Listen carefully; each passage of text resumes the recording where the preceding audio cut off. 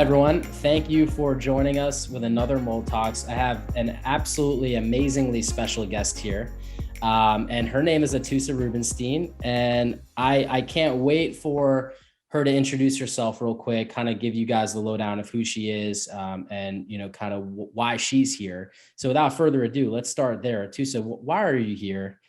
First Let of all, people know who you thank you for are. having me. Yeah, thank you for having me. I'm here because obviously I've had a really intense and important journey with mold. I like to tell my friends mold was my teacher. I learned a lot, not just about mold.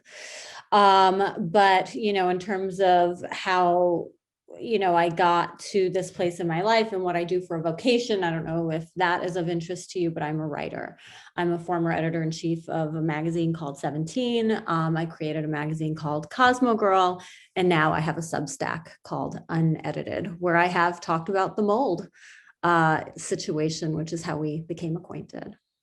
Yeah, thank you for all that you're doing, and thank you for appreciating me for what we're doing here today. And I'm so excited for you to come on and share your story. There's like so many misnomers about mold and how it impacts people, and I think a lot of people have this disconnect where they're thinking like, why me? Why is this happening to me? And like, it happens to all of us. I mean, even me who knows what to look for, it's part of our ecosystem. It's part of our life. So these things happen. So it's really cool for you to be here and share your story. And I'm sure people listening to this have read 17 and read Cosmo Girl, and they're like, oh my God, that's so amazing that, we share a similar path or story here. So let's dive right in.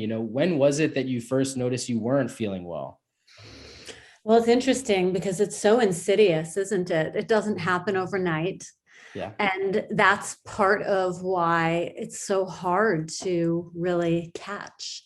So we moved into where I currently live. I would call it the year 2013.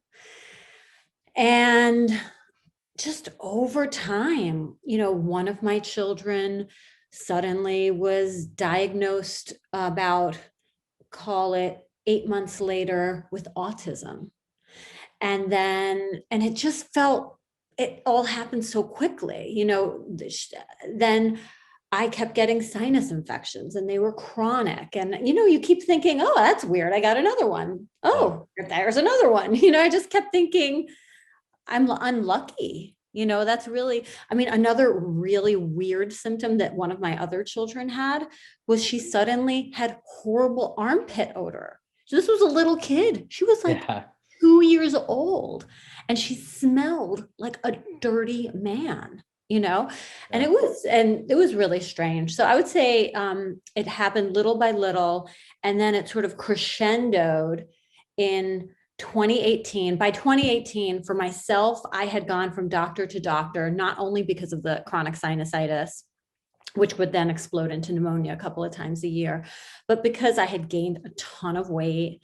I was super tired all the time. I had memory fog. I assumed all these things were because I had children or I was getting older or my metabolism was changing. Maybe it was my hormones. I mean, it got to the point where I had an appointment with a doctor in LA and I live in Manhattan. I was going to travel thousands of miles and I was hoping this woman would have an answer for me as to what was wrong with me. And at that same time where I got desperate enough to have that appointment for myself, one of my other children, I noticed she had this cold, a horrible cold for 3 months, and it wasn't going away. And so, I mean, do you want to know about the big reveal, like how we Oh, figured? heck yeah, we do.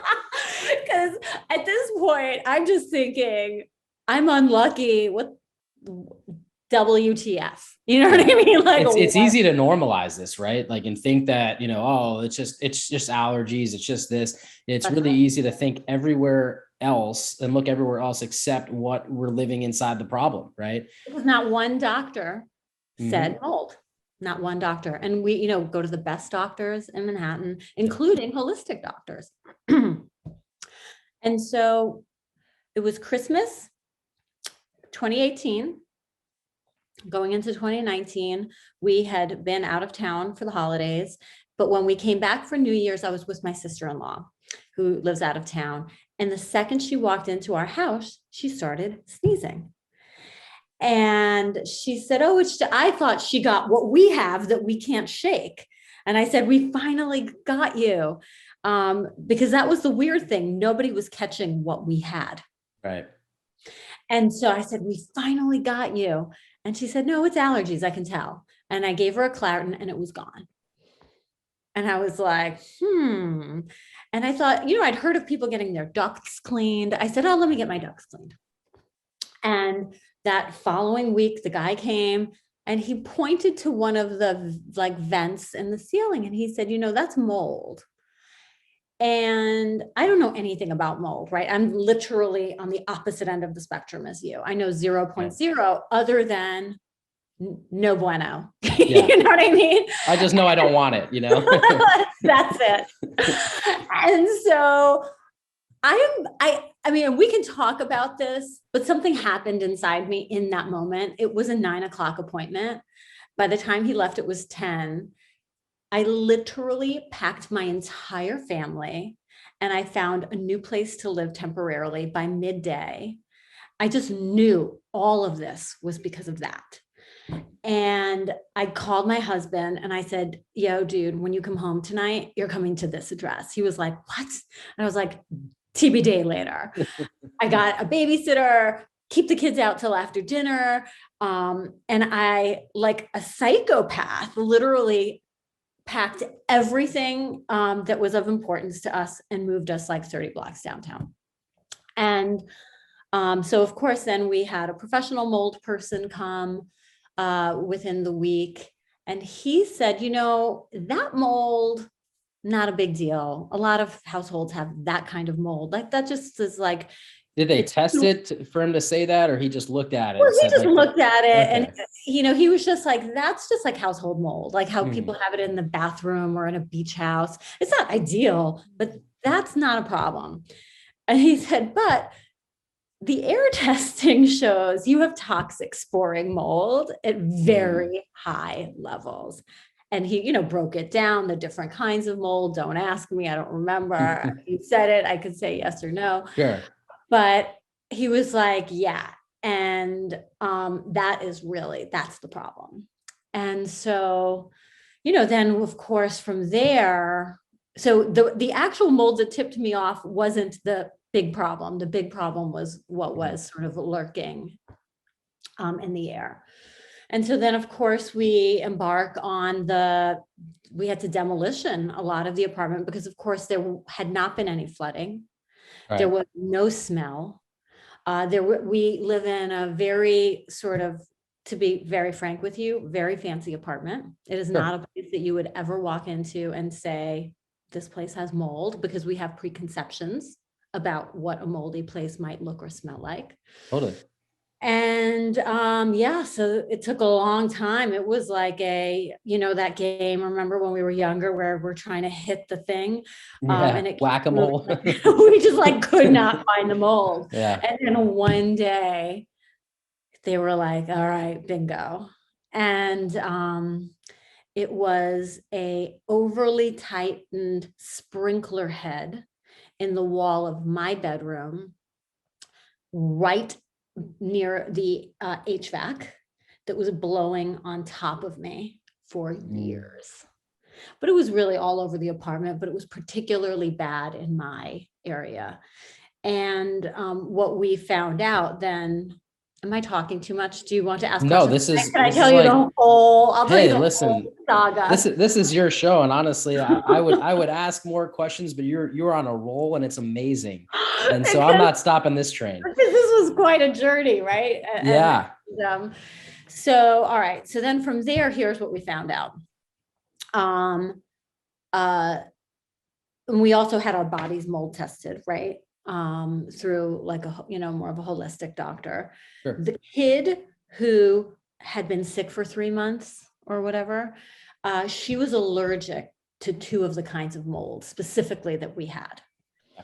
The kid that was diagnosed with autism, who we had remediated. So she was already not on the autism spectrum, but she had the highest levels of mold in her body. Wow. And so the way she is biologically built, her body just doesn't detox well, right? And so she was holding on to it. And so what happened was, when she got years earlier her MMR vaccine, her body was already under so much stress from the mold that she was then immunized to measles from one shot. And I don't know if you have kids, but you're supposed to get boosters. Right. From the one first shot at age 17 months, she was immune to measles times 40. Wow. And so it was at that time also, when she got her MMR, that she stopped sucking, she stopped eye contact, she stopped talking. And so how we remediated her body back then, again, not knowing mold was a player, was we just gave her super healthy whole foods, the kinds of things one Yeah, needs to do anyway for mold. totally. We had done. Which is what got her out of the woodworks. And then the one with the armpits, the smelly armpits, here's like the really, oh my gosh, fascinating thing. She had no mold in her body. All of us Hmm. had high levels of mold. She had no mold because her armpits, and her body's natural detox is A++. So she Hmm. stank so horrifically, but it was because she was passing the mold out. That makes sense, and it's crazy because we all deal with things differently. Yeah. So it's like what I find so interesting about all this is like no one story is ever exactly the same, right? So someone listening to this is going to be like, oh my God, my armpits too, right? I'm curious to see, have you, with the autism, right? So you got all this detoxification done properly. You're out of the mold, right? We're fast forward to present time. We'll go back, but I'm very curious. I know a lot of people will be. Is your daughter still on the autism Not spectrum even close. today? Not even She today. had been, yeah. In fact, at her last neuropsych, which was years ago, um, prior, could have been prior to the mold detox, the neuropsych had said, don't even use her name and autism in the same sentence. This was really an environmental situation that we were able to remediate. And honestly, we were lucky that we sort of went down this path, not even realizing the mold was the culprit. But obviously she's only gotten better in all ways. Like, she was one of those kids that was constantly on a nebulizer, right? Always, like three or two, at least 2 out of every 4 weeks on the nebulizer. Since we remediated, not one time. Wow. So although the neurological stuff, I think we were able to fix through supplements and diet, she still did have, constant sinusitis, um, which went subsided after the mold. But both of those two girls, that one and the one with the mold allergy, had to have really intense, I don't know if you've heard about this, but they had like these nasal nebulizers that they'd have to do 3 times a day. Oh It yeah. was pretty No, gruesome. yeah. My son is he's 6 now, but when he was younger, he had these spells where he would need the nebulizer every once in a while. Yeah. And we were very serious about making sure that our house was safe and for our Yeah. kids and stuff, just knowing what I know and helping the people that I've helped that have gone through this, right? And so it is remarkable to kind of look at all of this and tie all the pieces of the puzzle. Because for me, I was diagnosed with asthma as a kid, and I lived in New York in a moldy apartment, right? And it was just what my parents could afford at the time. And once we moved out into New Jersey, I was 8 years old, and all of a sudden, I didn't need the inhaler anymore. I was Yeah. cured of asthma. It's very interesting because we don't pay enough attention to environmental exposures when we talk about our health and wellness and our well-being, right? So it's really interesting to see that once your daughters got out of the environmental exposure, they're no longer on the spectrum. They're no longer having these bizarre symptoms.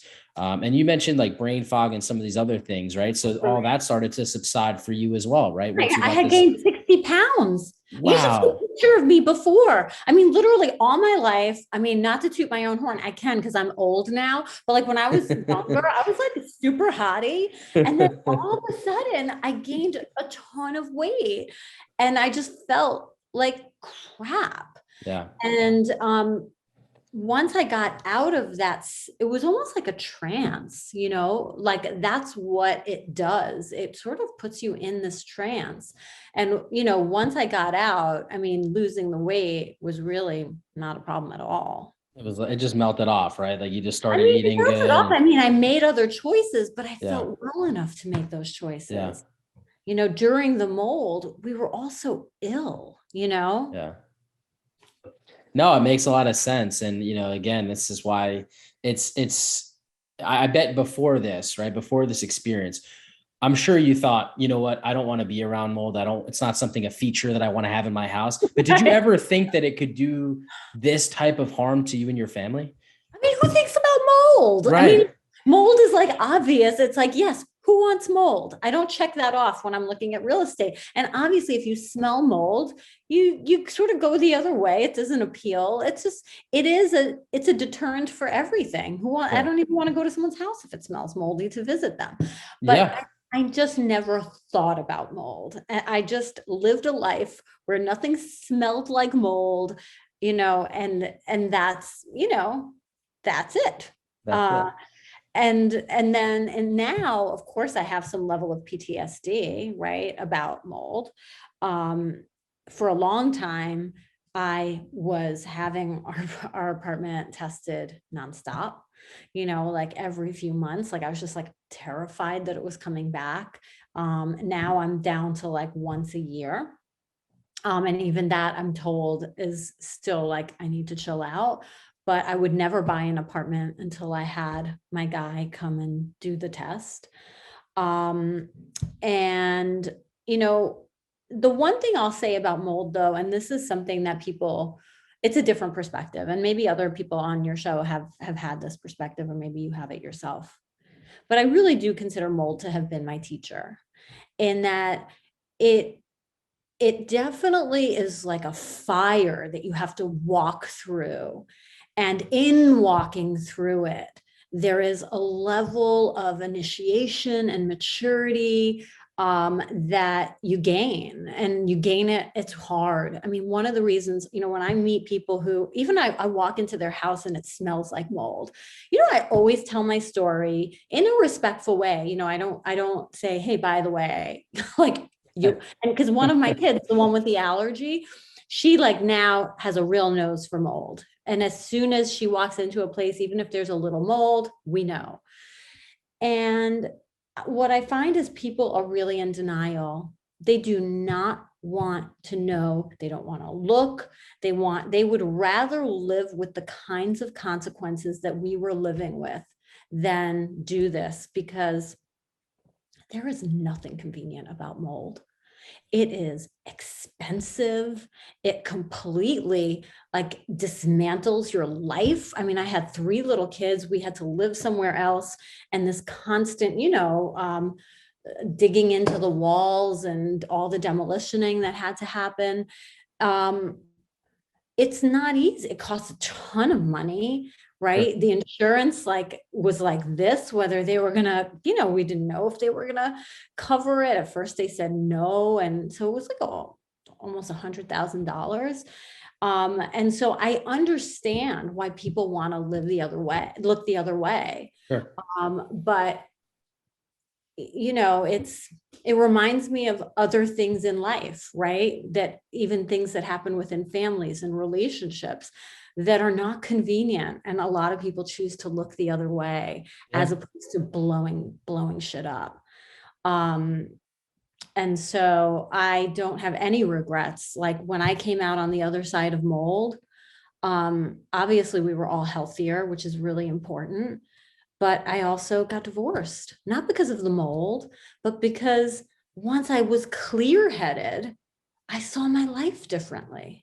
That trance keeps us, the trance that this mold can create keeps us in situations, all types of situations that really with more clarity, we would change.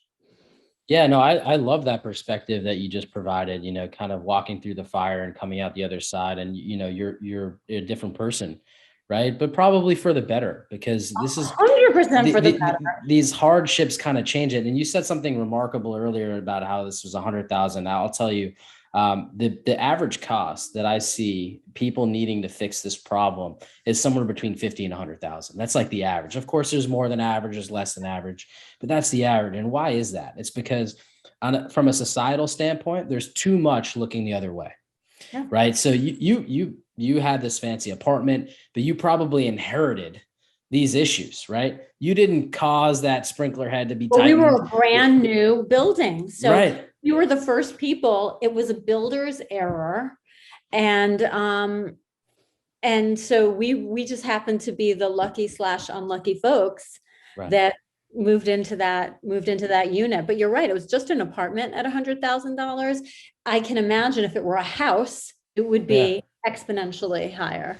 Yeah, and you have all these issues. Typically, like from what I see from going into people's homes all the time, you have like 5 to 10 major issues typically that are going on inside of a home, apartment, etc. And you're dealing with like typical years of maintenance issues, right? So you're trying to condense all these things that have been neglected, or even previous owners of the facility that they have neglected. You're having to confront all of that all one shot and make these drastic improvements so that you can take control back of your health.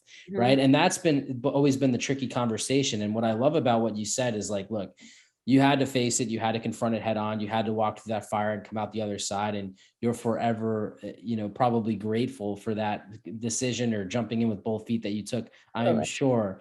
And And it's it's, like everything you just said can be said about, like we talked about earlier, things that happen within a family system. Like what you said, how the previous owner and the previous owner and the previous owner, that's like the equivalent of ancestral trauma.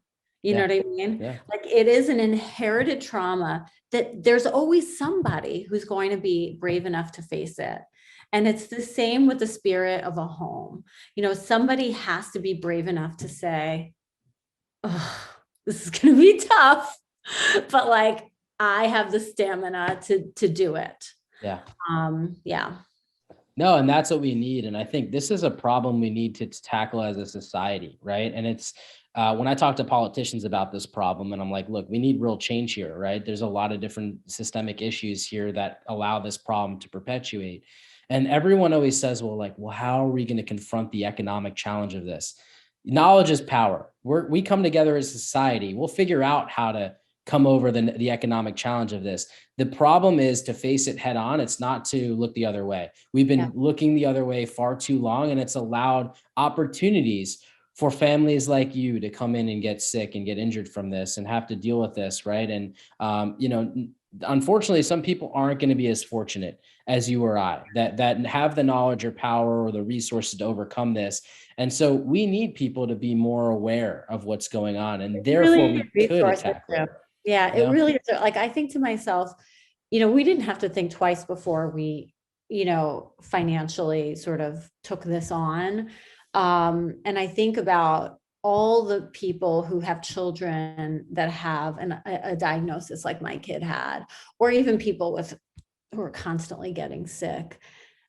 This is, it's like it's an obstacle that is almost impossible for them to, like it's as much of a pipe dream as living in a castle, Yeah. to be able to, because they might live in an apartment building where they wouldn't even have the ability to do this kind of work, much the less the resources to do it. It is a real issue. And I feel so lucky and privileged that we were able to get to the bottom of it. Yeah, no, it's amazing. And the work that you and I are doing right here, right now on this call to kind of create that awareness is so needed, because like you can't fix something you're not aware of. And for all those people that are listening that are like renting, right? I mean, I get people ask all the time, I'm renting, I don't own this building, what can I do? Well, first off, what you can do is to create more awareness, right? The second thing you can do is perpetual cleaning, air purification, like do what you can, control the controllables. But you have to be empowered by this knowledge in Mhm. order to do something like that. Like you can't take action on something you don't know how to do. And Yeah. so like you were lucky enough to, at the time, 2013, by the way, from the mold community perspective, 2013, that was like nearly a decade ago. Like people barely knew what, even Oh my in the mold God, Michael, industry. are you saying I'm like a pioneer? You're a freaking pioneer right now. You know, like you figured this out far sooner than most have, like in this community, I would say. So the kudos to being, I'll tell you, I didn't even have my certification in 2013 when you were I'm going looking through at this. your beautiful young face. I don't even think you're out of high school yet, Michael, but In 2013, I was still, I was, that was really the beginnings of me figuring yeah, out that environmentally people could get sick. And yes. that's actually the year that I started to really decide that I wanted to do something about this and help create that change. So, you know, it's really amazing how you kind of, again, you were an early, follower of figuring this out and really making the decision that you were going to do something about this. So kind of diving right back in and going into that, do you remember like what the worst day or the worst time period that you would experience around this time? And what was that like? I mean, honestly, the worst was when we knew that the perpetrator was inside our house. Like that loss of our birth like our birthright of safety, the loss of that feeling, I felt, I hate to say it, but it felt like a personal 9/11. You know, like Yeah.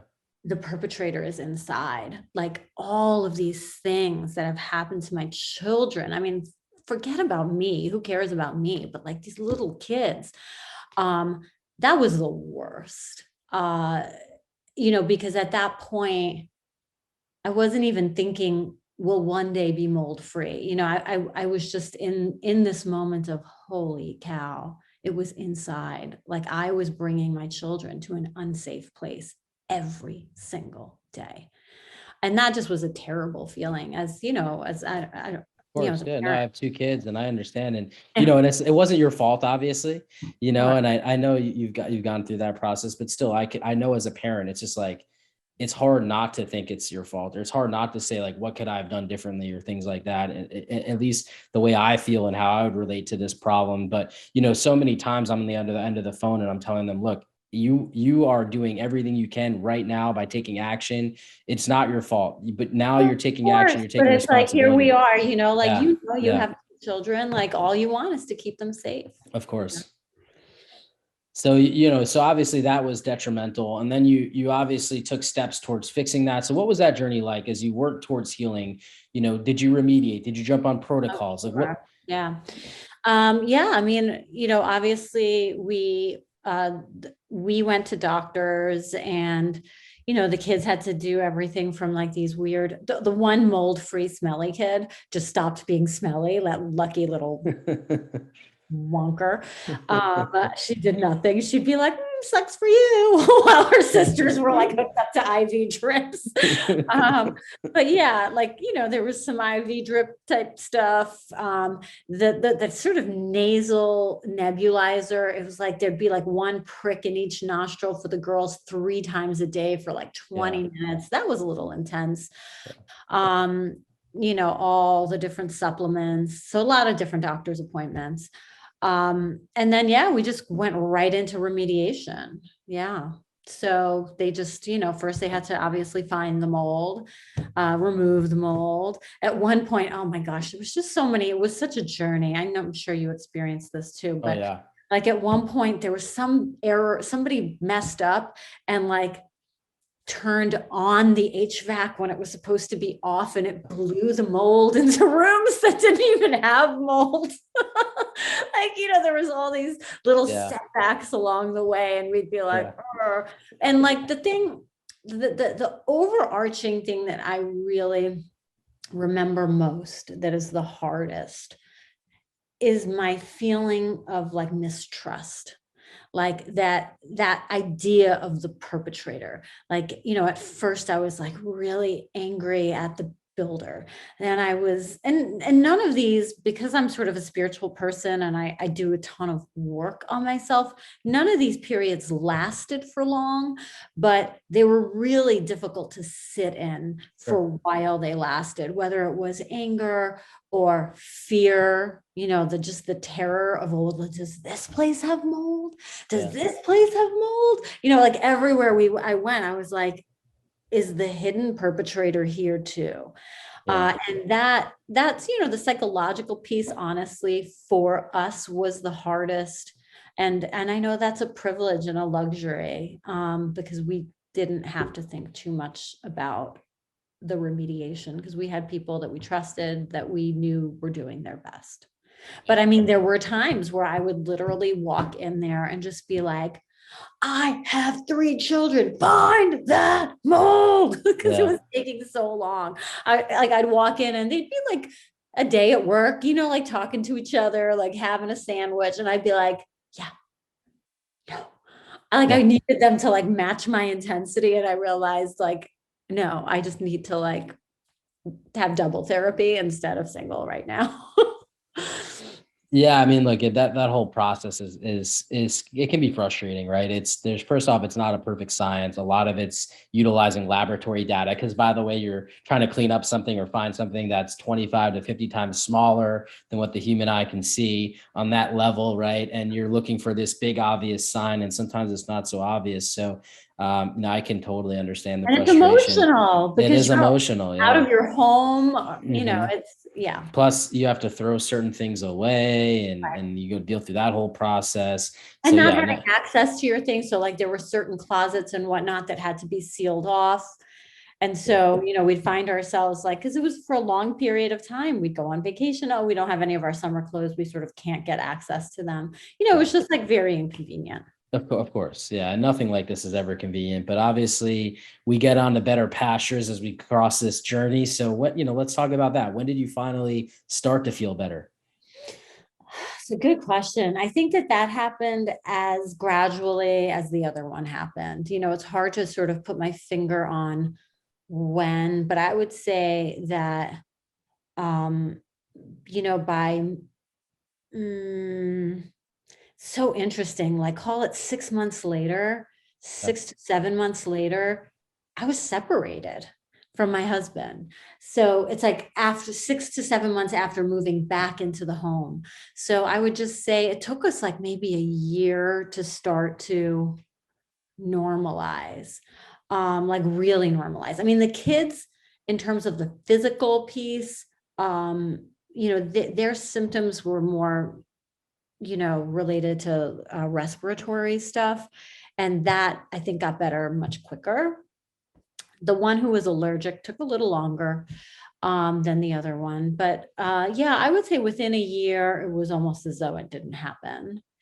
And I felt super clear headed, maybe sooner than a year, but I would say within the year, it was as though it didn't happen. Yeah, I mean, that's important to know too, right? Because everybody's different, but typically from what I hear, it's a 6 month to a year long journey of recovery. Like it's just as slow as a degradation of your health as it like inclination, right? So thank you for kind of sharing that. You mentioned a few times about like the big D word, divorce. And I only bring this up because honestly, this happens a lot in my profession and kind of working with people. So often it's either like one member of the family feels it, the other one doesn't, and there's that really like struggle for understanding. Did you deal with any of that in your personal relationship? Well, it's really interesting because he, along with the child who had the sort of autism like symptoms, had the highest levels of mold in his body. He decided not to do anything to remediate that. And in some ways, I think he saw my feeling about the mold as being, he's more of a denier. I Yeah, mean, listen, he bankrolled the whole thing. He respected that was my feeling, but I did not really have his buy-in. Like I had yeah, his buy-in insofar as we have a high value apartment. Now that we know that there's mold here, if we ever want to sell it, we must remediate. it wasn't that same feeling that I had at all. And so I do believe that he has suffered a lot of consequences from the mold, but he would rather, like many people, take medication rather than, because even the physical remediation is not convenient, you Yeah, know? no, it's not. So a lot of people would rather just go to various doctors and take prescription medications for whatever those symptoms are. I happen to not be one of those people. He is. And so at the core of it, it's not like we fought about the mold, but I think that our reaction to the mold, and also for me, like that clarity that I had after the mold just made me realize, wow, we have different orientations. Yeah. And so that was just an example of how different we were. Yeah, no, it's very interesting. Like I said, I come across it a lot. Thank you for sharing and that personal detail of yours. And I come across it a lot, right? Where and it's I see this predominantly in women, and I don't know what it is. Like I think the statistic is 80% of people that are followers of mine are women, Mhm. 20% being men. So it's greatly and I don't know if it's here's what I would say professionally. I think that it impacts people equally, but I think that women are more in tune with their body, their environment, whereas men seem to be the more of the denying, the more of the deniers. I don't know what it is. Like I always search in myself too, because I'm a man, and I try to understand like the connection there, the correlation. I think because I know so much already, I'm at this like disadvantage of really getting down to the root cause of that. But I see it all the time where it's like, if it's not, if you have a headache, you take Advil, right? Instead of like, well, why did I get a headache? Right. Men just ask less questions to really get down to the bottom of what things really are. And that's kind of what I've seen transpire, but it is interesting to note, and thank you for Complicated. sharing. Yeah. The whole Yeah. thing is complicated. And I Hmm. do think that women, not all, I don't want to like sort of put it on gender because like you said, you're Sure. obviously not a woman and but I think that women tend to be more comfortable with complexity.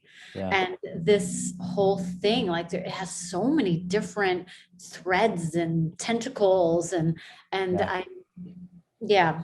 And I think even the way that my husband dealt with it was just the most simplified, like, just tell me what the numbers are and like, let's just get to Yeah. those numbers and let's get out. Um, I don't think he would have remediated the children or, I mean, obviously, because he didn't remediate himself. Sure. Yeah, no, there's definitely more of an emotional disconnect there, it seems, and just more logistical of like, let's just get it done. Do you think that he did more of it to help you and the family, even though he didn't believe in it, just to kind of get it done and move on to the next stage? Michael, I mean, you know what they say, happy wife, happy life.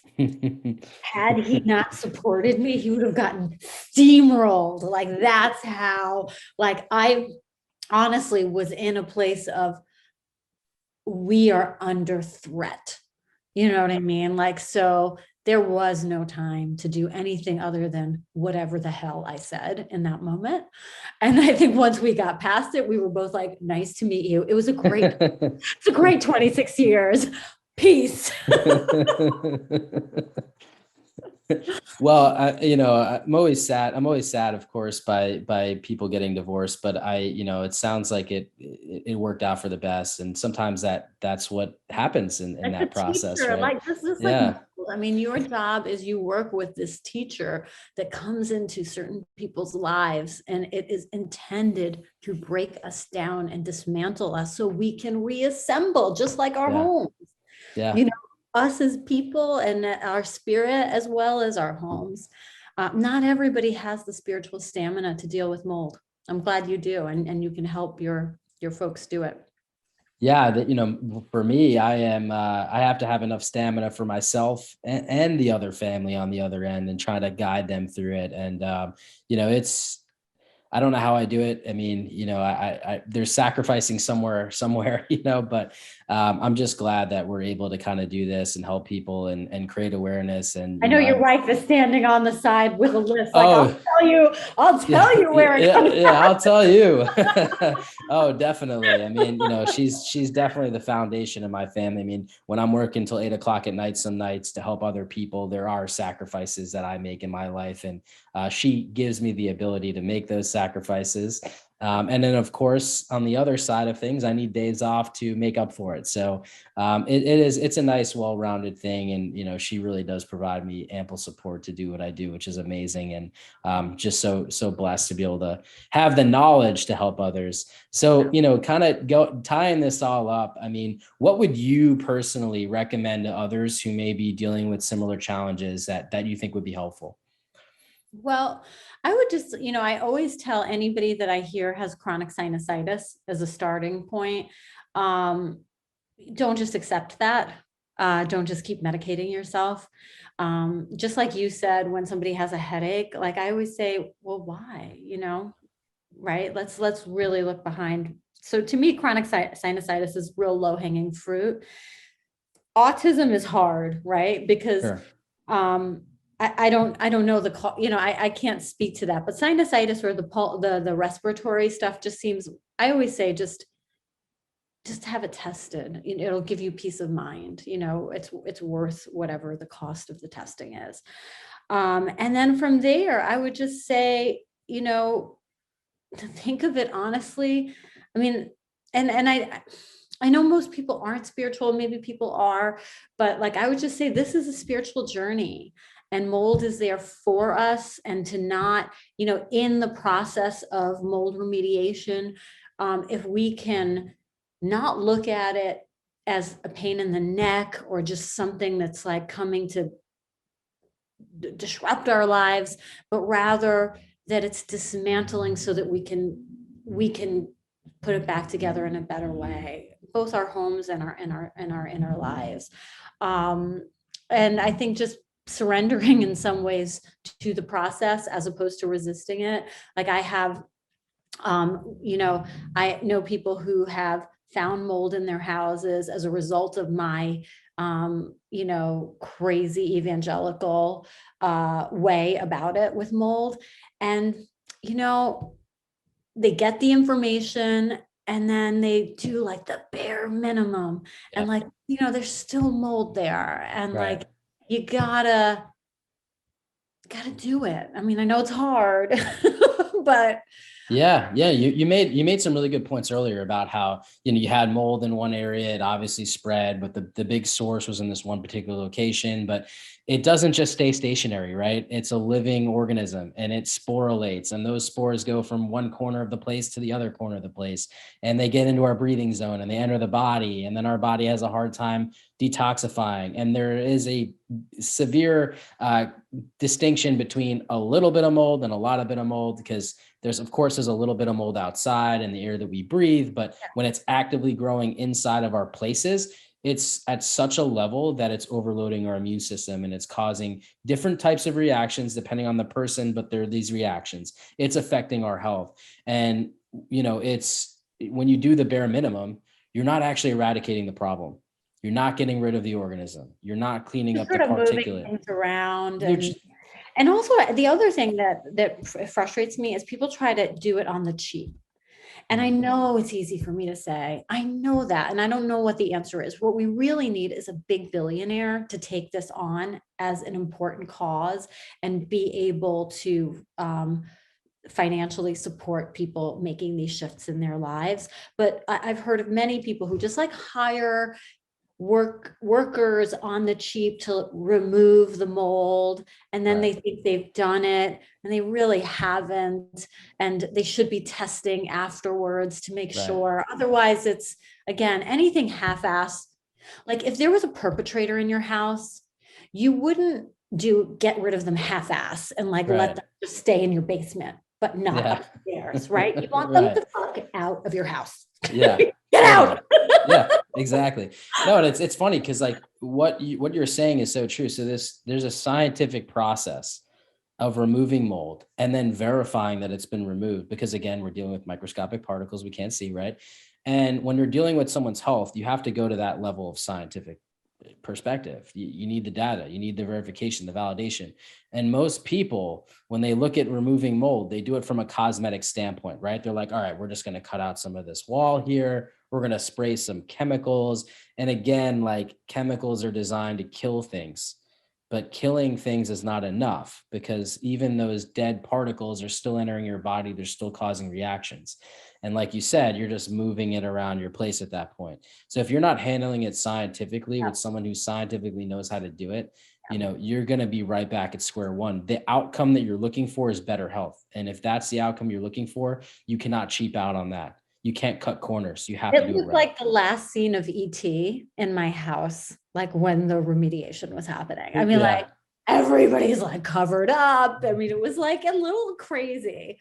But E.T. or Dexter is another good one. I Like, it should look like a scene of Dexter, right? Yeah. And for those who are not watching, yes, Dexter is a show about a serial killer, but he's your friendly neighborhood serial killer if you haven't watched. And also, he has all this plastic up everywhere to contain the microbiological contaminants, right? And so that's the reference we're referring to, but it kind of, to tie that together, like, this is a microbiological contamination. You are dealing with a scientific problem, a perpetrator in the house, as you said, and it's got to be dealt with accordingly. Otherwise, you're just going to be spinning your wheels, wasting money, and that's not something you want to deal with on this journey.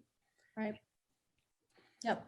100%. Thank you for doing what you do for the people you do it for, and spreading this message, because it is so important. And I think you're the only one talking about it.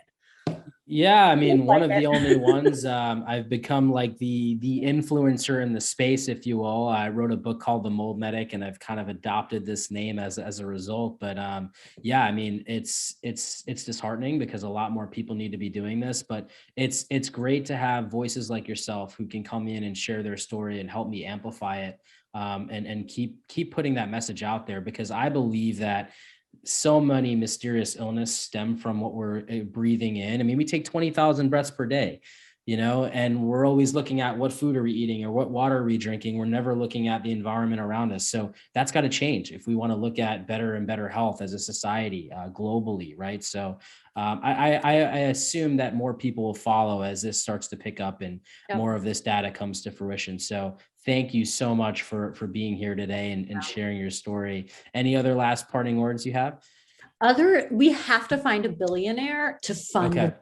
All right. So that's going to be our Elon Musk, if you're looking at this, I know you're solving the world's transportation issue and, interplanetary travel here, but, would love your help on this, and, would be happy to correlate a team of people that can do this. So Elon Musk, this is your call to action.